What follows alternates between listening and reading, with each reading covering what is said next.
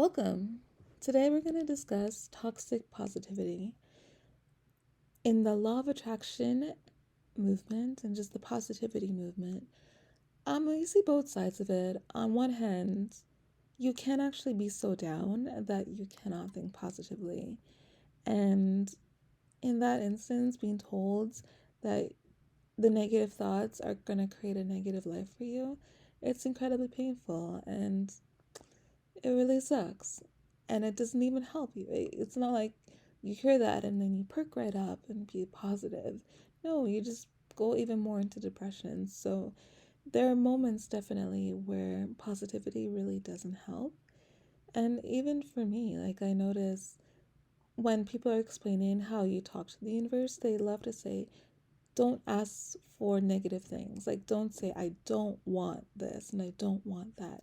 You have to clarify what it is that you do want. So you can't say, I don't want to be sick. You have to say, I want to be healthy.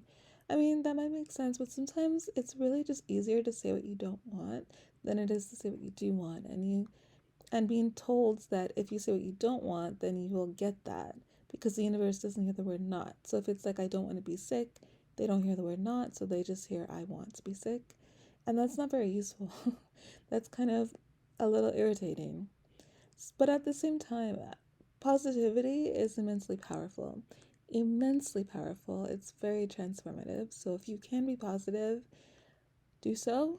Um, Abraham Hicks would actually say, if you're feeling low and it's possible, just reach for the best feeling thought that you can reach for. And then once you're there, reach for the best feeling thought that you can reach for and like work your way up into positivity. Like, there's no way you can go from the pits of despair to bliss in like 2 seconds flat. It's going to take some time, but you should really want positivity in your life. You should really want to be a positive person because it is such a powerful, powerful spiritual technique um, to be positive. Like, it actually transforms everything and anything, really. There's a reason why it's key to so many spiritual practices. And then finally, I think for positivity, it really encourages you to take ownership of your life and take responsibility for it. And I think maybe there's a backlash against positivity and this ownership because there's a lot of people who actually want to play the victim. They want to be victimized. They want to play the victim because if they're the victim, they get all the sympathy, they get all the money, they get all the accolades, and everyone else is horrible. Everyone else is mean to them. Everyone else is not nice to them. Everyone else is hurting them, and they're perfect and they're the victim. And I think if you come at it from that point of view and you want the perks of being a victim, then listening to positivity and the law of attraction and being told you play a huge role in your life and take ownership of it, take responsibility of it, can make like your back go straight and be like, no, no, no. But maybe you're coming at it from the wrong point of view. And that point of view is kind of toxic. And that you really should take ownership of your own life and take responsibility for what's happening to you. Like, life doesn't happen to you, it happens as a result of you in many ways. So, yeah, maybe if you really don't like the ownership of and the responsibility that comes with the law of attraction and positivity, maybe you're just someone who really wants to play the victim. Or maybe you're someone who've been completely disempowered, like the Christians and the religious people.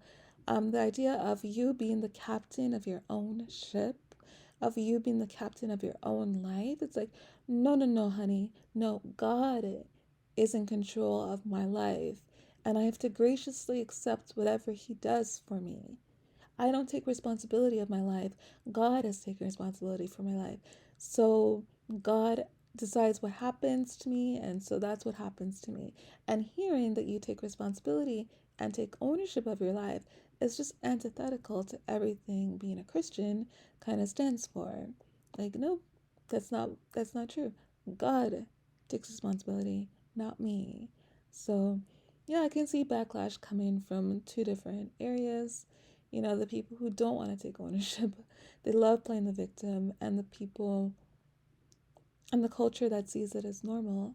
And the religious folks who think that God is the one who's the captain of their ship, and being told that, nope, you take responsibility for it, is kind of offensive to them. But either way, I kind of do think that there's a lot of merit in saying that you play a huge part in your life, and your thoughts matter, your actions matter, your emotions matter. It all matters, and it all has an effect on the life you live. So that's something to keep in mind. So anyway, yeah, there's, with positivity and law of attraction, there are lots of pros and cons to it. Definitely see the how it can be toxic positivity, but at the same time, I do see how positivity is immensely important. So many spiritual practices use it and depend on it for a reason. And I think there are just traditions that don't want you to take responsibility, that don't want you to feel empowered, that don't want you to feel powerful. They want you to, they kind of depend on you being hopeless and helpless. Because, if you're hopeless and helpless, someone else gets to win, or maybe there's a more benefit of being the victim. Anyway, it's getting kind of complicated, so I'm going to end it here. Thank you for listening.